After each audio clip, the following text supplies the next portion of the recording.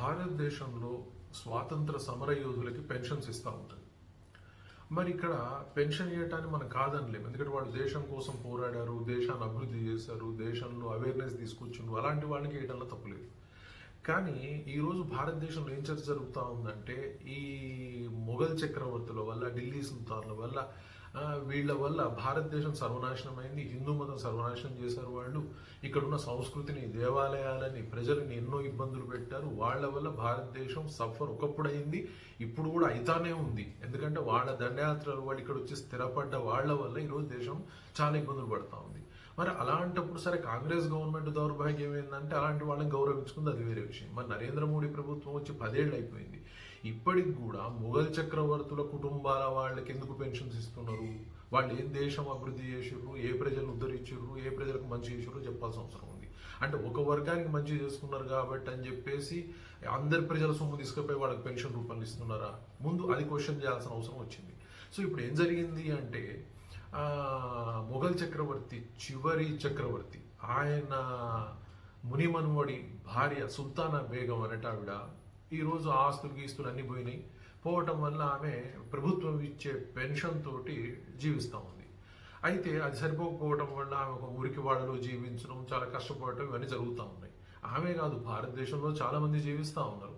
మరి మొఘల్ చక్రవర్తులు ఏమి దేశ సేవ చేయలేదు, భారతదేశానికి మంచి చేయలేదు, భారత ప్రజలకు మంచి చేయలేదు.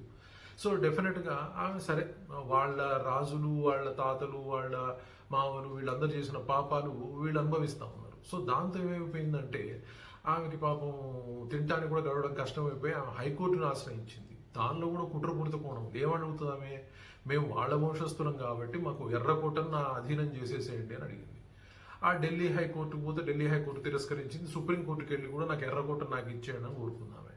ఎర్రకోటని అనగానే సుప్రీంకోర్టుకి ఏమైపోయిందంటే కళ్ళు తిరిగిపోయి, ఆగ్రహం పెరిగిపోయి ఏమని చెప్పిందంటే, అదేముంది, ఎర్రకోటతో పాటు తాజ్మహల్ని, ఫతేపూర్ సిక్రీని ఇవన్నీ కూడా అడగమ్మా అని చెప్పేసి వాళ్ళు వెటకారంగా మాట్లాడేసి ఆ కేసు పనికిరాని కేసు కింద కొట్టేశారు వాళ్ళు.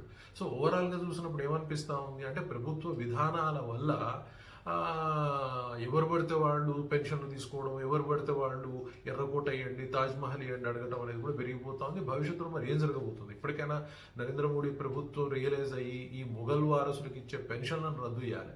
అలాగే ఈ రజాకాలకు సంబంధించి కావచ్చు, మొఘల్స్కి సంబంధించిన వాళ్ళు, ఢిల్లీ సుల్తాన్ ఎవరన్నా అటువంటి పెన్షన్లు తీసుకుంటే వాళ్ళని రద్దు చేయాల్సిన అవసరం ఉంది. ఎందుకంటే వాళ్ళ భాగస్వామ్యం భారతదేశంలో లేదు. భారతదేశ సంస్కృతి కష్టపడడానికి, ప్రజలు కష్టపడడానికి, ఈ రోజు కూడా ప్రజలు కష్టపడటానికి కారణం వాళ్ళే. వాళ్ళ వల్లనే ఈరోజు భారతదేశంలో సమస్యలు వస్తూ ఉన్నాయి. కాబట్టి వాళ్ళ పెన్షన్స్ రద్దు చేయాల్సిన అవసరం ఉంది డెఫినెట్గా. అది ఆలోచించకపోతే మాత్రం ప్రజలకు మంచి చేస్తున్నాం అని చెప్పడం తప్ప చేస్తున్నట్టుగా అయితే కనిపించదు. Thank you very much.